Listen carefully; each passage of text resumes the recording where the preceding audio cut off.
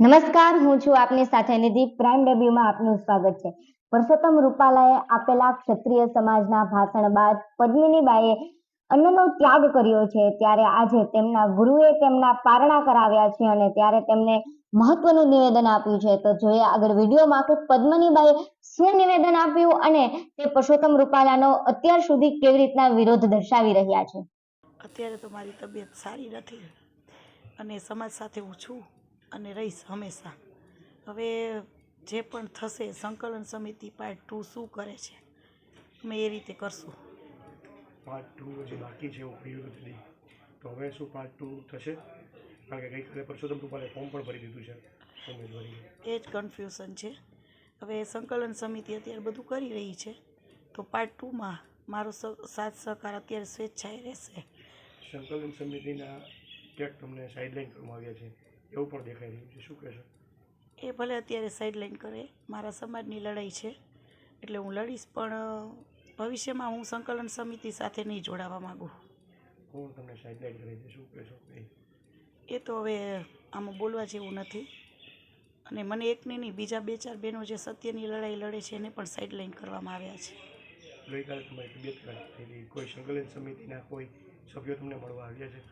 ના, ત્યારે રેલીમાં મારી તબિયત ખરાબ થઈ હતી ત્યારે સંકલન સમિતિના તૃપ્તિબા રાવલ અમારે રેલનગરમાં મિટિંગ યોજી હતી, પણ એવું નહોતું થયું કે પદ્મિનીબાને અમે દવાખાને જઈને પૂછીએ. રેલીમાં પણ મારી તબિયત લથડી હતી, બધાને ખ્યાલ છે. રાજકોટ કોંગ્રેસ લોકસભા સીટમાંથી પરેશ ધાનાણીએ ફોર્મ ભર્યું છે, એનું નામ આવ્યું છે. તો ગઈકાલે અમે આશાપુરામાના મંદિરે ગયા હતા, ત્યાં કેટલીક ક્ષત્રિય મહિલાઓ ભાવુક થઈ અને એના પોરણા કર્યા હતા. સંકલન સમિતિ પહેલાં એવું કહેતી હતી કે આપણે કોઈ રાજકીય પક્ષ આમાં નહીં લઈ આવીએ, 300 ફોર્મ બહેનોના ભરશું.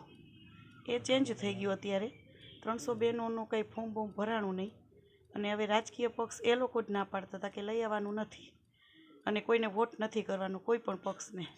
તો અત્યારે આ બધું ચેન્જ કેમ થઈ ગયું?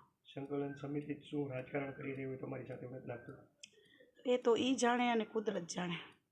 પદ્મિનીબાનું હવે સ્ટેન્ડ શું રહેશે? કારણ કે પારણા કર્યા પછી સમાજની સાથે હું રહીશ. સમાજની મને લાગણી જેવી છે એવી રહેશે હંમેશા. સમાજ જે કહેશે હું કરીશ.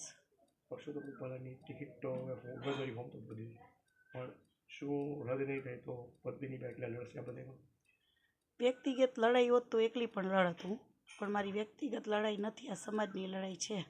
સમાજ જે કહેશે હું પગલાં લઈશ. ક્ષત્રિય સમાજ છે પદ્મિનીબા સાથે રહેશે કે સંકલન સમિતિ સાથે? એ સમાજને વિચારવાનું છે. સમાજને શું સંદેશો દેવા માગશો તમે? બસ ગુમરાહ ન થાવ, રાજકીય પક્ષામાં ન લઈ આવો. આ બેનો દીકરીઓનો પ્રશ્ન છે. પહેલાં કંઈક વાતું થાય છે, પછી કંઈક વાતું થાય છે, એટલે અમે કન્ફ્યુઝ થઈ ગયા છીએ. અન્નનો જે ત્યાગ હતો એને પારણા કર્યા છે ગુરુજી દ્વારા, શું કહેવા માગશો? મને ત્યાં તરત જ મારી નસો સુકાઈ ગઈ છે, નસો પણ મળતી નથી.